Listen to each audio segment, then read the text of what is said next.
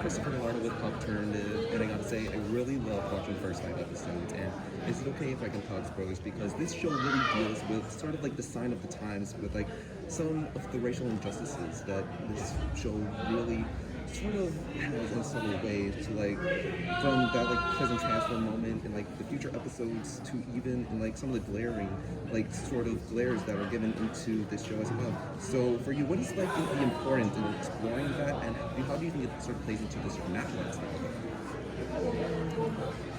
Stories are a really great lens of reflection, of living in the world in which I hope to live in, and reflecting on the world in which we hope to leave behind. And it also just makes for a really rich career. Not rich in money, I mean rich in fulfillment, because it matters. Would you guys like to? Yeah, no, I think all things considered, with the time period that we're starting in the show, it just adds more layers to the horror, and that it's something that the fans watching can relate to. Hopefully this extended time of spending with each of these characters, people who watch can identify with somebody, or identify, oh, I remember my dad was like that, or I have a group of friends who are like that. And I think if that happens, they'll care for us more. And then when the sensational things start to happen, like you mentioned, it's just the stakes are that much bigger. Absolutely. And not just from within my own culture as an Indigenous woman, but also just within global culture. Story, we know deeply as human beings that story is medicine. And we've seen story be good medicine, and we've seen it be bad medicine, meaning it's not used for healing, it's not used for reconciliation, but it's really used for harm and division. And it's like, it's an ingestible, right? We all have to ingest the stories, whether it's TikTok or social media or any kind of news outlet, or even the stories, the bullshit stories we tell ourselves, right? That keep us down from reaching our full potential. And so with every fiber of my being, I feel like what we've done, it's like every scene we're just like pulling up, out and putting it out there for each other, for the story, and for the global audience. Good medicine.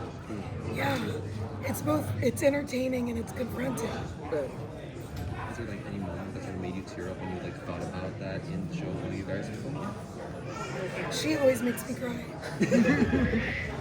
I'm like, I'm not looking at you. We're going, but I think we all have our unique, I'm saying all, we're just had our special effects folks out there, like everybody's putting their everything into that. We all were kids at one point, and we all had those moments of fear. What was those fear? How would Pennywise shapeshift to pull you in? And so for me, knowing that in general, I'm always representing millions of people, Indigenous people that have been marginalized for so long. And right now, our current horror story is that we're fighting a plight of missing and murdered Indigenous people.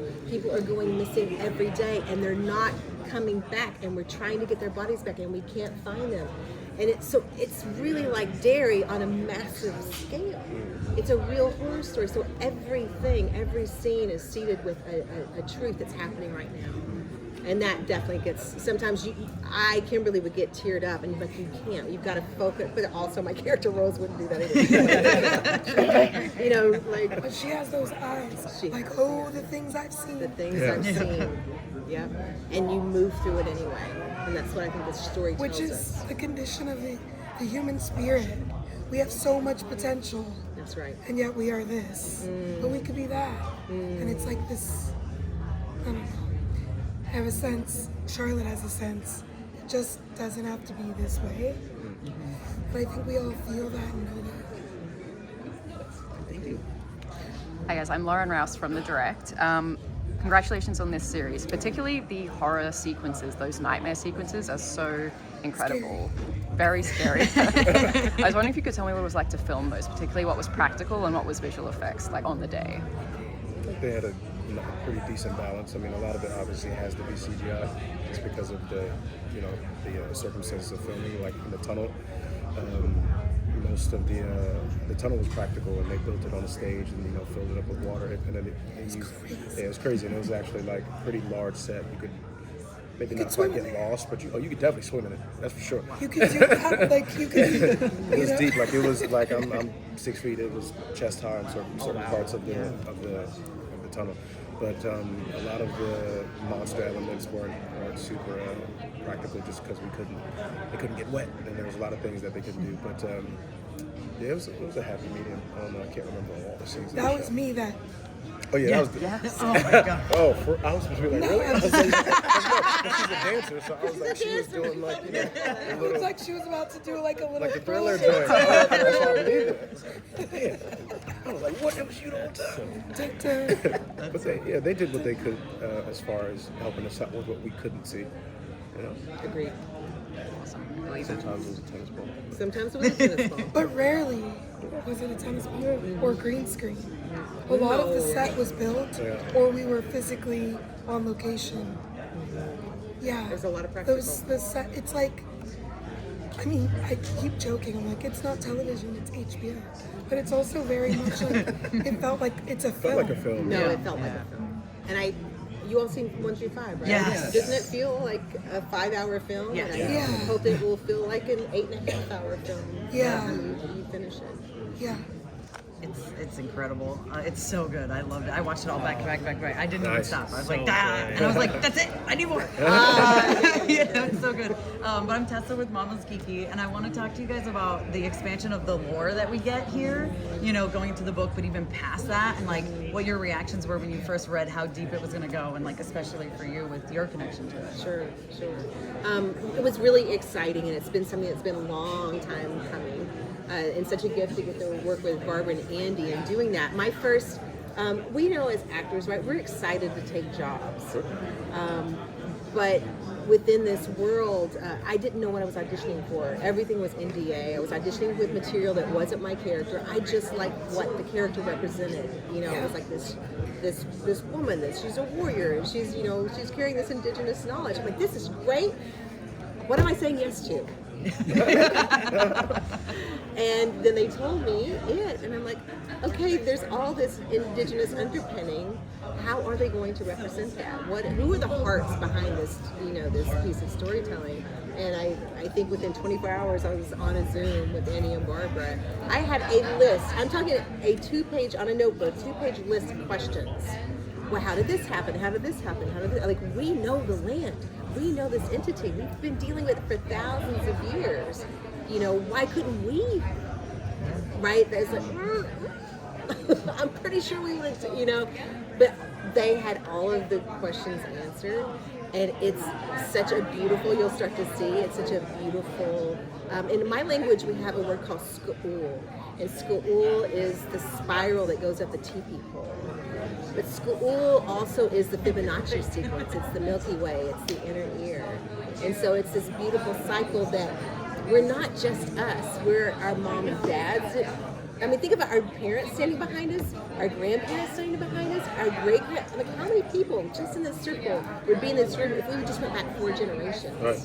And all the stories we're here because of them. So it's bringing that into this story and representing that's really exciting. Yeah. And you will actually get to see it. It's fantastic. I think anybody who's going to do it should be Andy and Barbara, just because they know the world more than most. Yep. They've spent so much time with it, and they're very passionate about it. So everything that they're doing, connecting all of the storylines, bringing in Dick Halloran, and just doing all of the connections that they made, the Easter eggs and all of that, you can tell like they've done their homework over the years, and you trust them with it. You just kind of follow. Yeah. There's just so much love between them as siblings for who they bring into their world. Love for Steven and love for creating and giving the world horror and beauty. And there's a really, really, you feel, I think the love and beauty, even though it's horrific, there's like there's care. There's true care. It's always within the arms of love. Absolutely. Well, also because the human psyche is like both dark and light. And really this story is really like the unconscious being made conscious, and what kind of happens when you don't make the unconscious conscious. What happens to a community? What happens when you turn the other cheek? What happens when you're like, nah, I don't know, I don't care. Yeah. Why are kids dying? No one asks. Yeah. I know. Yeah. Common sense with things. Right. Right. Huh, what's That's happening? kind of weird. It's a strange pattern. But I have to say, it's been so creepy for me, which is why Stephen King is such a master storyteller. It's so creepy for me to go deep, having to go deep into 62 and realize how many things were repeating. Oh, How many of yeah. those cycles are repeating now? And I'm saying for myself, I gotta look at my own backyard first. Yeah. I'm just like, We I have don't to think tend to our about that right gardens. now. You know? Yeah. Nuclear, right? And granted, everybody at this table, everybody in this room is suffering trauma fatigue right Yeah. now. And there's some level of PTSD from COVID and going through a global Or pandemic. it's ancestral. It's ancestral. It's all the things. It's the human experience. Absolutely. All wrapped up in a fun horror show. Okay, I guess it's my turn. I am Damien. I'm here for Remar, and I have one fun question first. How do we feel about clowns? Sounds great. I mean, not this clown, but Clowns are great. yeah, I mean, I'm indifferent, like, they don't terrify me particularly. This one does, obviously, terrifies everyone, but I don't have a problem with that. I've been like being a little cheeky, saying I think I could take Pennywise on That's because I'd crazy. be like, don't fuck with a black woman. You know what I mean? And also I'd just be like, girl, just pirouette away and go, leave me the fuck alone. It's a girl fix for me. Yeah, girl. But also, like, who did your hair? It's kind of cute. It's kind of giving. But honestly, yeah, clowns are terrifying. It's funny that, like, as you grow up, everything has a little bit of a sinister potential. Like, even happy music slowed down, the repetition. Have you guys experienced, I sometimes have this thing where I'm like, why is this song in my head playing over and over? Oh, yeah. That's a little frightening. Like, how did it get seated in there? For me, I remember seeing a clown when I was a little girl, and I just happened to catch it when it was off duty. And it was so instinctively freaky to me to see a grown-ass man with a face full of like white makeup with a bright red smile when he wasn't smiling. Oh, yeah. He was frowning. Yes. He was like sitting there probably like, you know, having a cig or something. I'm just like, that is creepy. Like, that is dissonant, and I Been on don't his feet like for 12 hours, he's tired. Exactly, he's tired. Being on his like giant clown feet. For, Ronald McDonald. Ronald McDonald, I didn't like. I just Giving not- kids, No, he's I giving love kids your diabetes. hamburgers. I don't. That's right. Oh my god. I'm glad I started off with this question first. Thanks, dude. And so, yeah, no, for question number 2, like... Sorry, one question. Oh, shoot, okay. Then we'll keep it as is. Anthony with the movie blog, waiting with Zen like patience. Hey. You are So- very zen. I hear you guys talking about how, you know, with this show, we are walking into Derry in a racially charged time. Even today, we're feeling the tension. How did you guys first react when you read the script and you found out that you guys were actually playing strong leaders, right? A leader in the army, a leader in the youth movement, a leader in your community. How did you guys react when you found out that this isn't going to go that other route? You guys are going to be represented differently. I think it was an exciting prospect because it was just, like I said before, you get an opportunity to work with people who know the environment, they know the lore. And I think it's an interesting choice by Andy and Barbara to have such strong characters all together in this town, because at some point the town still does break them down from you know, in their own ways. They still find these challenges that, you know, Derry is bringing into their lives. It certainly affects Leroy and Charlotte's relationship with each other, and with Leroy and his son. So of course, them being strong and then still having to deal with the power of this town as it brings all this negative energy into their own lives. I think it just makes for interesting storytelling. I was delighted just because I lost my train of thought. Sorry. Yeah, I felt delighted that they wanted to give it more, and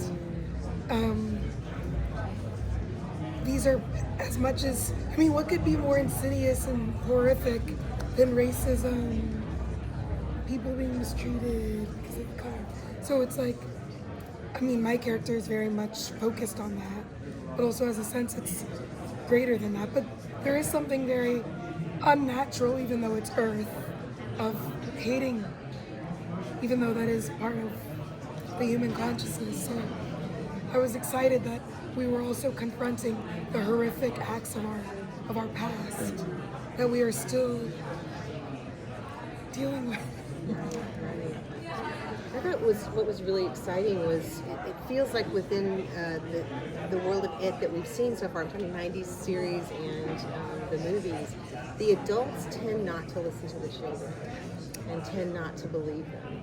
And so to be amongst the first circle of adults that listen, and that are willing to open their hearts and their minds to this. Of course, Rose already knows exactly what they're experiencing, and I'm back on my side with my group, trying to protect as much as we can and mitigate as much as we can.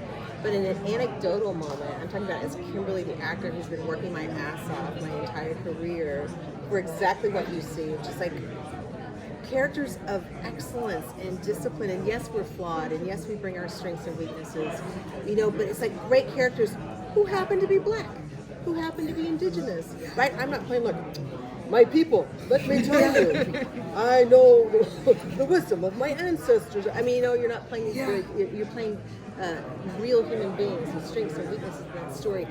Anecdotally, there's a moment when we're all together, and talking about what are we going to do next? And I'm like, hey y'all, right? And it was like, we're like, have we ever seen this before? Indigenous folks and black folks getting together to like solve a problem that could affect the entire world, but in such an earned and well-earned way. It's not gratuitous. It's not like I've gotten that audition where I'm just like, you're just doing this because you need a Native woman in this show.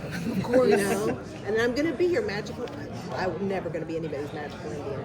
But, it was a gift. It was a gift because it was never that. Welcome to Derry explores a lot more of Native American culture with like that town meeting you have, the interrogation that also happens later on, and as well as the first tale of like the first loss of like this loss of as well. So what do you think was the importance in sort of exploring more of Native American culture and just bringing that into like this supernatural world of it? Well, you want to say something? No, I was going to say, listen, the idea that this is an interdimensional being that arrives a long, long time ago, before there was anyone, and the first inhabitants of the land are the native people. Hence, they know him more than anybody else. Or is it her? What? It's her. It's her. That's what it is. People who read the book, Maybe. It's a she. It's a she. Maybe. When angst comes, No one is she sure. uses the X and he runs and starts, it's a she. It's a big reveal. Anyway, sorry. So, they have this absolute knowledge that then they try to share with the immigrants, let's call them, and they don't want to listen because they never do. And they keep trying to keep people safe, and they're not listened to. We created a new story. For us, it was like what's in the book was an inspiration because the indigenous community it plays an important role. But we wanted to create I was saying before, the blueprint of these enigmas really inspired us to tell a new story. And it's a story that is told backwards. It's a hidden story. I wanted to put the indigenous people in the center of it, and play a role that was like not like the role that they play in the book, even though it's aligned, but it's a little more specific. And you saw it because you saw the first 5 episodes. Oh, yeah. So we can talk about the cage. The cage is something that didn't exist in the book. The idea that it is an expanding force, it's not in the book. That was something that we created, but only is inspired by the book. And the idea that this expanding force was cut short by the first First Nation and the community of indigenous to say we gotta stop this guy from expanding, and they created the cage, and the cage is a secret. They are the keepers of the cage, and that for us was a great. We thought it was a great idea, and we really used it for our drama. Teamwork. Thank you guys. Yeah. I was wondering if you guys could talk a little bit about how the television format, what that allowed you to do with it that you couldn't do in the feature film format. Mainly, for emotional purposes, spending. It's very simple. Spending more time with your characters allows you to develop a closer emotional entanglement with the characters, and hence create like a magnified dramatic experience. I think that's why we love series so much. I mean, we love movies and we are movie people because we grew up watching movies in the time where we were kids and growing up. TV wasn't as good as it is now, but over the few last years we saw like fantastic television, and because more money was put into it, more resources, and there's a few TV shows that look like movies. We think ours definitely does. We don't know how to make TV, so for us it was like, you have Game of Thrones, you have like I don't know. There's a lot of examples. For me, it's always Game of Thrones, but it's like you can make TV like it's a movie. So we said, why not? And also because again, like this deserved. I don't know if we could have made this into a movie, given that the first idea was let's go to the origin of Pennywise. But then but there's a lot of things in the book that have to be covered. What about the interludes? How does the interludes connect to it and the origin of it? And if you're telling a story that goes backwards and there's a reason for that, then there's a lot of elements. And in 2 hours you can't do any of that. And that's the reason why it was a good idea to make it into TV. Yeah, but it's a crazy process. It is a crazy process to start without all the scripts, and it doesn't matter if they tell you that when you're going to greenlight you're gonna have and you're in prep you're gonna have all your scripts, because it's bullshit. It's like scripts are in constant, at least in our process, are in constant evolution, and in our case we got interrupted by 2 strikes that we support, but it was a complicated experience, and I think we managed to do what we did because of persistence, perseverance, and because of planning. Because the way we shoot, what you see on the screen, the 10 first minutes, it's very expensive. It's very expensive in time. It does not fit in a television schedule. We shot, those 10 minutes took days and days of different units, of, special effects. So good things cost money. Yeah. And you need the support of a studio, and we were incredibly blessed to have HBO Yeah, I wanted to talk to you. I was actually going to talk about the opening, so you're talking about the first 10 minutes. It's incredible, first of all 5 episodes are phenomenal. But to start off like that, was that always your plan? Like, you got to start off with something that is just subtle and then gets terrifying. Shock, but also that descent into dread. It's very. It reflects a little bit of the sense of humor of our monster.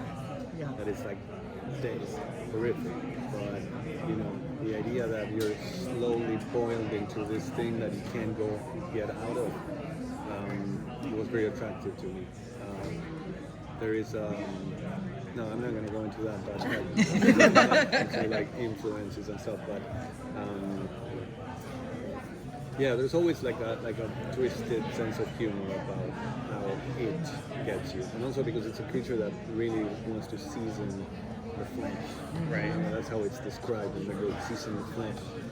I think there's something about like slowly like getting you like tense and get your adrenaline out that is more tasty to him. Yeah. Also, he's an eater of faith, like it's described once in the book. He's not an eater of flesh; he's an eater of faith. Right. And I think the release of, you know, the flame, the turning off of that flame of faith for him is even more tasty. And I think that, like, for once, it's like it does that to the victim, but also to an audience. It's very stimulating in a bad way. It's just like, oh no. Well, there's still faith. You know, there's still hope to get out of there.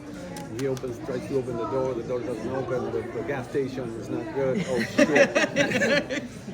And it goes worse and worse and worse and worse, and there's like it's just like. I think it like successfully anxiety-driven opening, and I don't know. I think it would be fun in not the best way. What was the other question? That was just it, really, just about how, you know, was that always the plan to start with something? You have to with a series like this. Yeah, but also like the shock effect, you know, that kick in the chin where like you understand from the beginning that no one is safe here. Yeah. Even like a 12-year-old kid whose life is terrible. He's trying to get out of Derry because he has abuse at home. You can see it on his eye. It's all visual. There's no words. Yeah. You know, there's a 12-year-old kid in the middle of the night in a movie theater by himself, sucking on a pacifier. That tells the whole story. Yeah. And it's stimulating for the audience. That's what I like to do. You know, stimulate the audience. Instead of like feeding them all the information, Right. Just put the pieces together. Yeah, it was definitely like, oh no, It okay. It was like, this is Now will way Manny to come start back? something. I don't know. Do you see him dying? You see the pacifier flying away. You know, the mutant baby chomps on the back of his face. He comes back. I don't know. I guess you have to see No episode. one who dies in Derry Ever really dies. It's true. You have to see episode 6. There you go. So I'm Damien. I'm here for Remar, and I just want to say I binge watched it. I was like, I'm gonna watch one episode. No, 5 episodes in, and I'm just like, I can't wait. I can't wait. It was so good. But I guess like my main question is there anything in particular, a specific scene or something, a character that you would want to do, but you didn't get to do? Like something like, oh, I wish I would have made this character do this one thing and I didn't go back to that, or revisit this one scene that I wanted to be done differently.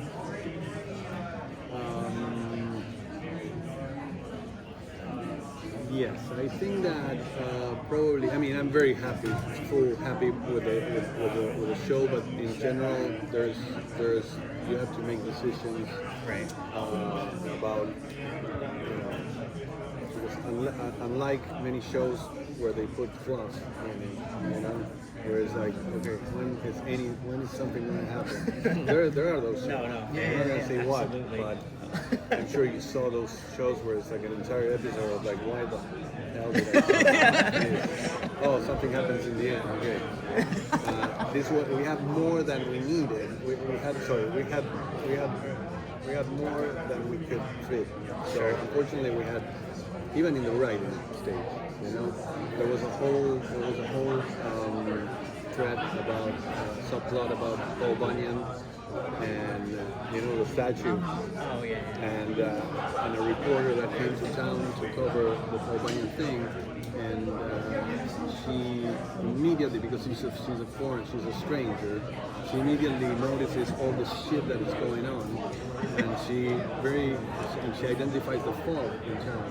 And it's like, what the fuck? People are like complaining about a statue that they don't like when actually there's like 15 kids that disappeared. So she first raises the alarm, and and over the course of and that's what's tragic about it. Over the course of the show, she slowly goes into the fog, and she ends up being like a very like complacent member of Derry. And the mother of Ben And the mother of Hanscom. the mother of it's Sonia Kasprak. It was the mother of Eddie. Eddie.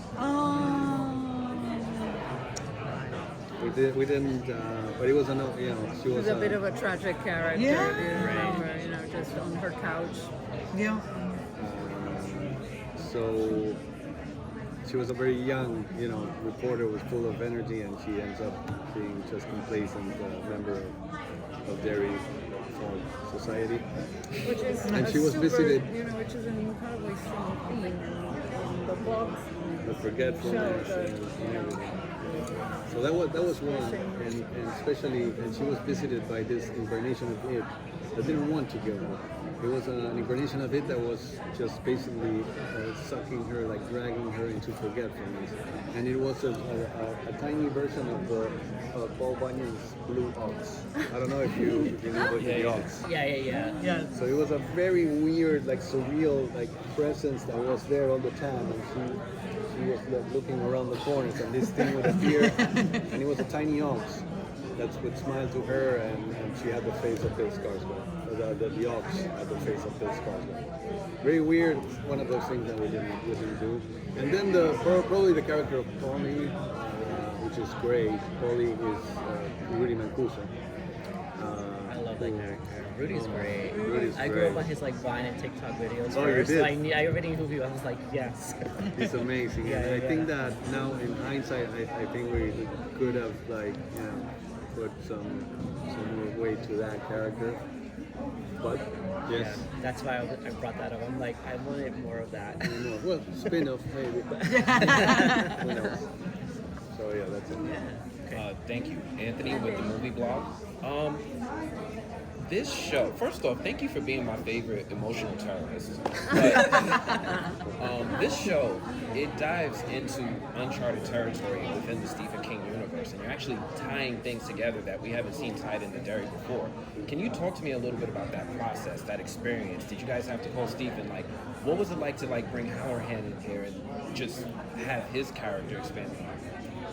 Yeah, I think Dick is in the book, Yeah. so he's mentioned in the interludes, but he's not a big player. Actually, his participation is very important because he saves people from the burning of the transport. But he's not set up as a character. He's not set up. You don't know what Dick is really doing there because he's not one of the main players. He wasn't even a very good friend of Leroy. Will Hanlon, which is actually Mike's father in the book. But he's mentioned as a character, and of course for us it was like, of course we have to put the Halloran as a main player in this. We need to understand what's he doing there in the first place. Right? Why is he in Derry, Maine in 1962? And then we tied all the things where okay, so he was brought here because he has a child. So he was restationed because someone in the top dog of the airbase said, okay, this guy has some mental powers. We need him to help us find the thing. So that's how it starts. So Dick is restationed there. And then Leroy is stationed there because, okay, this guy doesn't have fear, and this guy can read into people's minds. It's a perfect combination. But to your bigger question, which was how do we interweave these things? I think it was a work of imagination, fully inspired by the book and Stephen King. Yeah, and I think it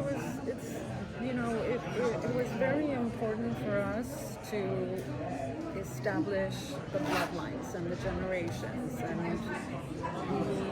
we see the end of Pennywise in 2017. We've already seen those characters in '89, and going back, what made our characters the way they were. and it's also fascinating to see how they change. So Leroy, you see him in the show as, you know, this, you know, just guy that believes in the system and is optimistic in, you know, in his power, in his strength. And I can change the world, but then when we see him, Well, he doesn't want to. what? Charlotte wants to change the world. Well, no, but he's, you know, he's going to change the world with his, you know, with within the being a system. straight arrow, basically. And then we see him in 2017 killing sheep and telling his grandchild that, you know, you're either, you know, a victim or a killer. Right. Completely disillusioned. So what happened? You know, what happened? It's fascinating, and getting to, you know, trace back. There must be somebody really famous, or getting to trace back those stories, and you know, and basically inform about generational trauma, which is so clear in the book before the term generational trauma, you know, was created. So, But also, like, because you asked about Stephen King, and I think it was like when we presented the idea of creating a story, that is a hidden story, it not only ties to the events that are enigmatic in the book, but also they go towards a new resolution that is not, it's something that we don't expect from the book because it's found somewhere else, and. I think we're. It doesn't matter that it dies at the end because nothing looks. Nothing in Derry actually is what really it ever seems. died. It's what it seems. So you know, there might be something in the past that makes you like recalibrate the idea that Pennywise died. With this show, there's so many things that stand out and pop. Talk to me about crafting the first episode, how that all came together, and what you think fans are gonna, what reaction you want fans to get by the end of the first episode. I want fans to go, holy shit, did they really do that? And where the heck is this thing going next? Yeah, we really wanted to pull the rug out from people right away, so you know that, you know, these are not your original losers. You know, nobody is safe, and I don't know what I'm going to see next. There are going to be lots of twists and turns, and I'm here for it. You know, we really wanted to shock people right out of the gate. Goal achieved. Okay. Oh, good. Because I think a So- lot of people are going to be coming to this going, oh yeah, this is a new losers club. We know what they're doing. We know what this thing is. And then we knew as we were constructing it that people were going to say that, you know, and we just we wanted to turn the table upside down. Well, that was a hell of a shock because I know I honestly thought these are our heroes. These are who we're going to follow. These are the guys. And then, like you said, you pulled the rug right from under us, and it left me aghast. Oh, good. And I didn't know what to expect from there on out. Talk to me about a little bit about that pacing and how you guys are trying to find the rhythm of when to shock and when to slow down. Well, it's all character and theme first. So everything grows out of trying to find characters we love, we feel like the audience will care about, and working with themes that we think feel authentic to the book. So when you talk about it, you're talking about themes like the weaponization of fear, the use of fear to turn people against each other, to break bonds of love and community. You're talking about memory, you know, powerful theme of amnesia and the way that it uses that to try to make people forget about the cycle after cycle of horrors it's perpetrated. And so the fear, you know, the scares and the twists and the turns all came out of that. And we're trying to be authentic to Derry. Derry is a place with a lot of secrets. Derry is a town where nothing is what it seems. And so it feels only right that you have a show that sort of pursues that narrative. And we have a lot of twists and turns. You're correct in saying that. I think the other benefit of a show structured in that way is it helps put the audience in the shoes of your characters. You know, our lead characters don't have the benefit of having read it. They don't have the benefit of having seen it in Chapter 2. They're in it. And so it felt like, oh, this may be a way to make this really intensely experiential for a viewer, where if you don't know what's going to happen next, you're very much in the shoes of Lily and the kids. You're in the shoes of, Jovan's character, Leroy and Dick, and like, it just felt like a way to really thrust you into that adventure. And when you're talking about pace, how did we come up with the pace of the thing? I mean, we have 2 movies where we can look and go, well, these things just fly. You have Pennywise, you have kids, you get into those, you get into the characters, and then you scare the hell out of those characters. We didn't want to, we wanted to do that right out of the gate with this. We wanted to create characters that people could bond with, that they could empathize with, they could care about, families that they could care about, create familial connections and friendship connections that people would go, oh, I recognize myself in that, and then scare the hell out of them, And that, like Jason was saying, the long-form television, form, you can take your time with character. You can, really delve into where those characters are coming from, what scares them, and then we can have, the interdimensional being use those fears against them. So we just wanted it to be a truly intense experience and a fast-moving experience, and just hit people in an even harder way than the movies do. Sure. Yeah.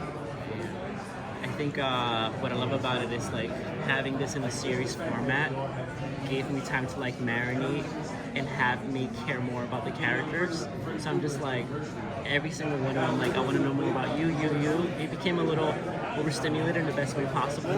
But then I'm like, wait, it's not a movie. I can take my time with it. I can rewatch something if I want to. Yeah. Which I think was the pacing. I think it's fantastic. Oh, that's great. But my question is for you guys. It's like, is there anything particular that you're really proud of? To be like, this thing I love and I'm proud of. Oh, I think I'm proud of the way that we built to the reveal of Pennywise. I think one of the questions we get more than any other is, when do we see Pennywise? How did you guys choose when to reveal Pennywise? I think we've sort of ratcheted up the tension to that moment, which won't spoil anything. You guys already know the answer, Yes. but Pennywise comes in at just the right moment. I think I'm most proud of the characters. I think you really care about this group of characters, both young and old, and it not only is an emotional experience, it intensifies the scares. In the films, and I love the films in that space, you're talking about characters who you've only known for 30 minutes or so by the time they've all encountered it. You're going to have characters here who you've been with for 4 hours, 4 episodes, who still haven't had their it encounter. So by the time you get to an experience with someone you spent 4 or so hours with, you understand them so well inside and out as a viewer that fear, that scare resonates so much more deeply. So I'm really proud of the character-driven approach we took to building this show. I think the moment when you finally see Pennywise is the way Andy built to that. It's pretty breathtaking.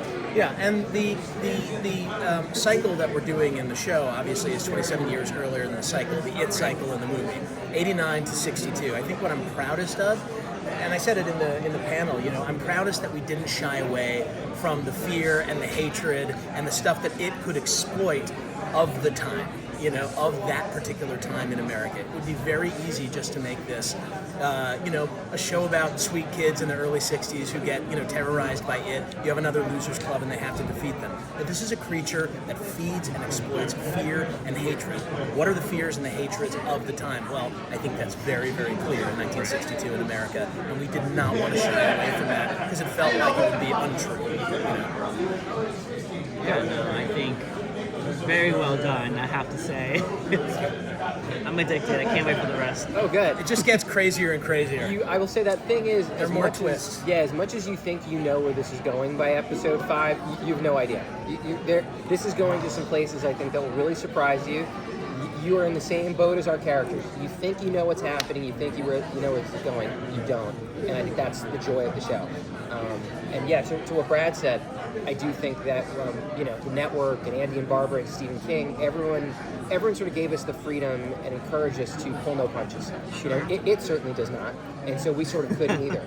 And so it produced a show that I think is in some ways, shocking, in some ways uplifting, in some ways funny. It sort of strikes every one of those chords that you want as a viewer, and we're excited to share with audiences. Yeah, no, thank you so much. Thank you. I wanted to touch on the kind of horror-centric nightmare sequences that you came up with. Like, how did you come up with those, continuously nailing those like terrifying sequences for all the different characters? we're sick. We have sick minds. We're demented and twisted. I mean, I grew up watching. Children. Yes, yeah, cannot stand children. No, and I grew up in the golden age of the slasher flick. I grew up watching movies with just the most demented and crazy kills. Movies like Phantasm and The Beast Within and Transformations and The Brood. Really goopy body horror. I love that kind of stuff. And you see those in the movies, but because we have no rating system on TV, we just wanted to take those things to the absolute extreme. And when you're dealing with generational trauma, which we try to do, epigenetic trauma in the series, which we try to do. You can take the children's fears, and really take them to the nth degree. We wanted to do that. There's no easy answer about how we came up with those terrors, but it seems obvious to me that when you have one character in particular who feels guilt over the death of her mother at birth, that you're going to exploit that fear in very goopy birth-like ways. So we wanted to go in those directions. For the most part, it's character first, and we build out. What is the character's fears? What is the most effective, painful way to torment that particular character, and then building out from there. Although once in a while, a scare or a horror set piece does just come from us going, "Oh, wouldn't this be horrifying?" Yeah. Like I think of the scare at I won't give away when, but there's a scare in the season that actually started out as me reading about something related to that in Nature magazine, and sending that to Andy and to you and going, "Yep, we got to build it. I don't know where this fits, but this thing in Nature seems horrible." You guys have seen it, so it's in episode 4, and that was one where it was just the slugs, the birds. Wouldn't that be horrible? And then realizing, that particular horrible scenario actually dovetails perfectly with this one character's fears. So they come about in a number of different ways, but we're lucky enough to have a team of collaborators who are twisted in similar ways to ourselves. And you've said it before. Not being in control of your own body is everybody's worst fear. Your body rebelling on you in sort of the worst kind of ways. So we just try to illustrate that. And luckily we had a visual master in Andy to really bring those things to life. And it's also taking advantage of the time period. The fears of that moment, the fears of, the Cold War, nuclear fallout, radiation. We've got a sort of mutant-oriented sequence right at the top of the show that establishes this is a different generation of terror. There are different fears, different scares, and we're going to be exploring those through the lens of these characters. So walking into this world, walking into Welcome to Derry, the world of it, talk to me a little bit about what it was like coming into this new era of the franchise and inhabiting these characters that have such a strong attachment with fans, whether building new attachments or established attachments from other franchises. It's both. You have an ongoing character with continuity in Dick Halloran, and you have new characters with Stefan and myself. And so, we have something established and we have stuff to build on. So, in a word, it's both. Yeah. I actually didn't understand the question. Well, I was saying, talk to me about the experience. What is it like? Hey, I'm getting cast as this character. I'm coming into something with some history, or I'm treading new ground in an area of the franchise that hasn't been explored or filmed. Okay, yeah. It's both. As I said. I said what I said. Okay. And then I forgot it again. No. What was it like? Right? Yeah, Is that what you're experience? asking? What was your experience? Okay. I don't, it's like the pressure of what is established is not my business. You know what I mean? I get a script and I got the source material and then I get to do my job. I'm lucky because my character has a lot of source material and a lot of fan base, so I have a lot of resources to pull from. So part of me felt very lucky. There wasn't a pressure of will I bring it to life with honor? Yeah, because they wrote good shit and I'm pretty good at my job. You know what I mean? Like, so yeah, probably. And if I don't, it ain't my fault. No, I'm just kidding. I got an analogy. Okay. It's like I'm handed a club that Tiger Woods used in the Masters, that he won the Masters with. I'm like, wow, this is Tiger Woods golf club, but I still got to make the swing. Ooh. I love that. How's that work? No, that's perfect. Stealing. No, absolutely. Or it's like Magic Johnson, throwing that lob or Stephen Curry. You know what I mean? Like, That's a good analogy. No, but it's true. I mean, you working. To come into it. One, it's not like it was. The IP was already there, but you're working with the people that created the movies. So I mean, you know, once a classic, always a classic. It might be a little different spin, but I think we're in great hands. So I'm excited. Well, I'm excited for you guys.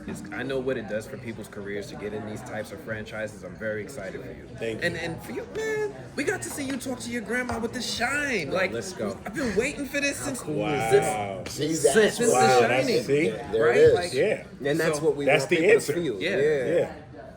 All right, That's I've awesome. taken enough time. Love that. Okay. I'm Damien. I'm here for Remar, and I just want Damien. to say, first of all, I remember you from the Mortal Kombat movie as Raiden. Sorry, Annihilation. I'm a big video game fan, and the one quote I will never forget that Raiden says is like, "It is not weak to value It human is life." not weak to value life. Yes. Yes. It stuck with me forever. As a That's kid. my favorite line in the here- movie. Iconic. Sorry, I just needed That's to get awesome. it out of the way. I didn't know love he it. was in fucking. I didn't know that. It's Raiden. I was like my favorite character in the game too. Oh my god, sorry. I had a fanboy for like 5 That's seconds awesome. there. That's baller. It's all right, Liu Kang. Was that one of the lines? I'll keep my eye on you. Yes. So good. Oh, my day has been made. Thank you for that. Yeah, so I think a general question is like, what was one of the favorite things about being part of this like franchise? Obviously, there's so many things, but what's the one thing that like spoke to you to be like, wow, this one thing I can like keep it, or this is what I'm gonna bring with me for like the rest of like my career I or think something? it's genuine relationships. I mean, a lot of times you're on shows, I can't speak for anybody else, but you build these intimate relationships because you're forced to. And then when you leave, you know, it's kind of, a lot of times that's it, depending, you know, a lot of times. But for, right? No, that's it. Oh, that's it. But I do believe, like, the fact that we were able to, even the fact that the strike was going on at the time, allowed us to also cultivate and curate those relationships a lot longer than usual. And so I genuinely love them. I remember during the strike, I was at CVS and I saw The Whole Foods market. the Whole Foods stuff market. I was coming out of CVS. And we went in to see, and James was like, "Do you get the coupons?" And he took me to the. He took me to the CVS. I'd never seen this joint. He took me to the CVS machine and said, "Yeah, brother, you just get here and they'll give you a fucking ton of coupons." And like, what's the best thing in the show is people who look out for you. That's right. Who like, It's saving $2 on toothpaste. I mean, listen, like, what was the deal? like it's cool to be a part of the property. It's cool to be a part of the legacy, but some of that is defined by the fans. You know what I mean? That's not. But what I get is while we're like, when are we going back to work? And I see my boy walking down, and I go, holy shit, we do live in the same city. You know what I mean? I live in the city with James. So it's relationship, easy. Right. Yes, and, you know, because we've been doing this for so long, you know, it's been almost 3 years since I think we first started. Yeah. Oh wow. You know, since I first met for this, I think it was in 23. Yeah, 23. It was in 2023. Early 2023. And then we started shooting in 2024, went on strike, and didn't come back until 2025. And I did another show, and I did a movie, and I was on a deserted beach in Iceland doing Christopher Nolan's Odyssey, and Jovan shows up. And Jovan's got a part in it, and our characters both meet in hell. And you know, you meet all these people on the show, and it's like, buddy, you know, my welcome to Derry brother. You know, I got to meet on a beach in Iceland, and so there's a very deep connection because the level of this work, the demands on myself, and I'm sure these guys as actors, it really demanded that we turn ourselves inside out. We couldn't phone this in. You know, you can't phone it in with Andy. You've got to really leave it all on the floor. And doing that it's a bonding experience. You know, souls are joined by blood, and I feel joined to these guys by the virtue of how intensely everybody worked, and how hard they worked, and you know how cold it was when we first got to town. Remember that? Yeah, we all saw the movie The Flash. Andy screened The Flash for us. Freezing. And it was freezing. And Barbara brought us some pizza. And that was like one of our first nights out together. Yeah, it was. Man. Yes, it was. Yes, it was. Just remembering this stuff. It's cool. I love that. Thank you so much for that. I'm so tempted to ask more about the Odyssey, but I'll stay on topic. You'll get your sign. Yeah, you know, it's a year away. Well, I wanted to ask a little bit about the time period of the show. So it's sort of come amongst the Cold War, which is very much a time of fear and paranoia, particularly in America. So how did that time period influence how you approached your characters? I lived it. I was 9 years old in 1962. I was born in 1953, and it was a very exciting time. I mean, Sputnik got launched, the space race began. And for a very, very, very brief period of time, it seemed like things were going to be okay. Everybody thought by the year 2025 we'd be living on the moon, and it would be utopia. There'd be no illness. Everybody would be fed. Everybody would be getting along. We really thought it was the future. It was the beginning of the future. And I'll just say that it was beautiful to have that sense of being able to revisit it. I was 69 when I started doing this. I'll be 72 this year, and to be able to relive it as an adult, something that's in my childhood, it's just very, very satisfying, very warm, and felt familiar, and I was just so happy with the way that they made everything look so realistic. Yeah, the set design's amazing. In a lot of ways, I felt like I was paying homage to my grandmother. I grew up in a house with my grandmother and my mom and my sister. But because of my grandmother, I was around a lot of older people my whole life. And, there was a certain way. I always say that my grandma was a really great person because she was religious, but she actually, as time went on, became very spiritual. And she was a great person. She had her first child at 15 years old. So by the time we came around, she was masterful at cultivating and teaching kids, And so to play in a world or to act in 1962 made me have to really start to ask questions about the people that raised me, the things that they said and didn't say, because they didn't talk about a lot of things. Like one of those things is in my home, and I think a lot of black homes, was everybody didn't get the opportunity to look at the photo album. And I remember certain people coming over, and my grandmom would show them the photo album. And a lot of other people, they wouldn't. She just was like, "No, I'm good." And I would be like, "What happened?" She was like, "They're not family." They're not family. There is a difference. And it's understood, as a little boy, you don't know. But those are the types of things that I wanted to make sure even though I didn't necessarily always answer those questions, allow myself to live with them. And hopefully, bring those in. Wow. Forgot the question again. How the time period influenced your approach. Oh, it's where he lives. It's the time, and I'll tell you this: the thing, what influences about the time period is stripping away rights backwards. You know what I mean? And it's cool to see how privileged. You know what I mean?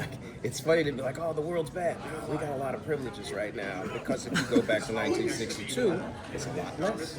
It's a lot less. It's a lot less freedoms. It's a lot less things you can say out loud, wear, do with your own body. And so these are all elements that we have to consider to create what is the prison in which this person lives geographically. America, 1962, everything matters. Everything matters. And there's so much fear. And it's like we think we're going to get past the fear. But no, obviously 2025 is also scary, but at that time it's like peak fear, which is fucking cool for a scary show. Particularly for Pennywise, who feeds on fear. Yeah, he's like, "Oh, this is a perfect time for me." It's like the Fae. Yeah. It'd be cool to see Pennywise in 2025 He'd be like, "Ooh, I'm big." Especially now. I think he's a generator of it. Oh yeah. On some subliminal level, I think Pennywise generates this stuff. And gets everybody scared. So he gets to feed. Oh yeah. I feel like Pennywise is like one of the Aztec gods or something. The devourer of hearts. Yeah. This is true. That unseen thing that goes bump in the dark. Yeah.